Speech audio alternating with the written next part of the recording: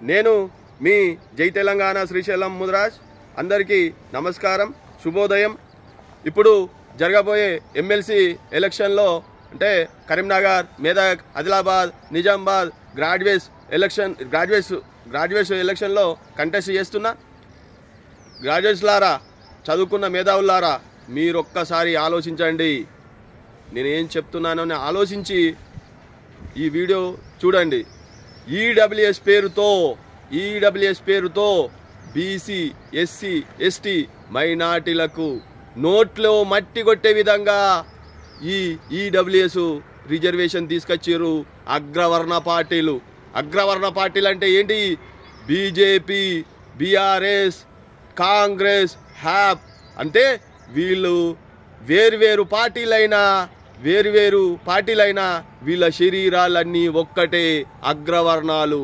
అంటే దీని ఉద్దేశం ఏంటంటే అగ్రవర్ణాలలో పేదలుంటే వాళ్ళను పైకి తీసుకురావాలనే ఉద్దేశం కొద్దీ ఈడబ్ల్యూఎస్ తీసుకొచ్చారు. అంటే అగ్రవర్ణ పేదలంటే ఎంత ఉండాలి? భూమి జాగా లేదు అంటే వాడు అగ్రవర్ణ పేదోడు అనొచ్చు. కానీ ఈడబ్ల్యూఎస్ యొక్క ముఖ్య ఉద్దేశం ఏంది? 8 ఎకరాల జాగా, 8 లక్షల ఇన్కము, మెయిన్ సిటీలలో ఒక 5 గుంటల జాగుంటే ఉన్నా వాడు అగ్రవర్ణ పేదోడట.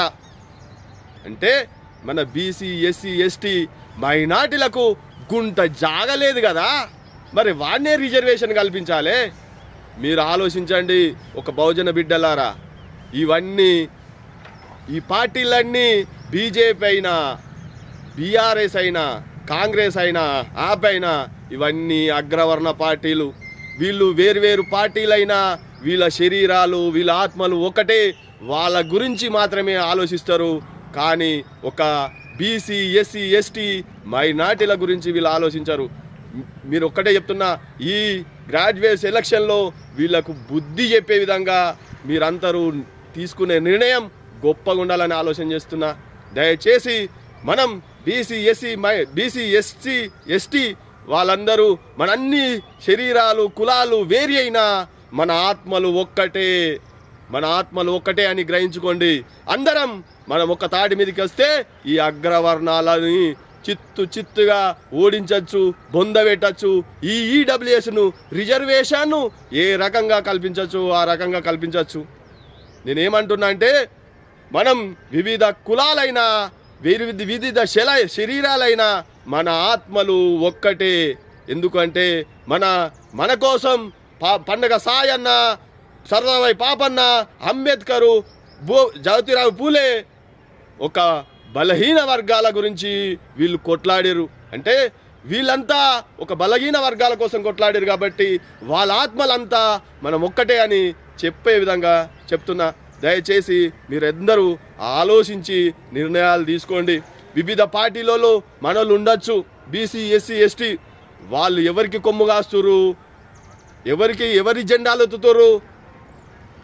అగ్రవర్ణాలకు ఎత్తుతారు. మనం జెండాలు ఎత్తి ఏం చేస్తున్నాం? మన నోట్లో మనం మట్టి కొట్టించుకుంటున్నాం. ఏ రకంగా అంటే మనకు కావాల్సిన ఉద్యోగాలు లేవు, మనకు కావాల్సిన నిధులు సక్రమంగా లేవు, మనకు కావాల్సిన నీళ్లు కూడా సక్రమంగా లేవు. సిద్దిపేటలో జరిగే ఇప్పుడు కేసీఆర్ ఫామ్ హౌస్లో వాళ్ళ ఫామ్ హౌస్ మాత్రమే వాడుతుంది. ఇప్పటి కూడా అనే ఫామ్ హౌస్లో కాల్వదార వాడుతుంది. అంటే కాంగ్రెస్ గవర్నమెంట్ ఉన్నా అగ్రవర్ణాలకే తొత్తుగా పనిచేస్తుంది. దయచేసి మీరు ఆలోచించండి. మీరు ఆలోచించి ఈ అగ్రవర్ణ పార్టీలకు బుద్ధి చెప్పే విధంగా ఉండాలని కోరుకుంటున్నా. మీరు ఆలోచించి నిర్ణయాలు తీసుకోండి. నన్ను గెలిపియండి. నేను గెలిచినట్టు కాదు, ఒక బహుజన బిడ్డ గెలిచినట్టు, ఒక బీసీ బిడ్డ గెలిచినట్టు, ఒక ఎస్సీ, ఎస్టీ బిడ్డ గెలిచినట్టు.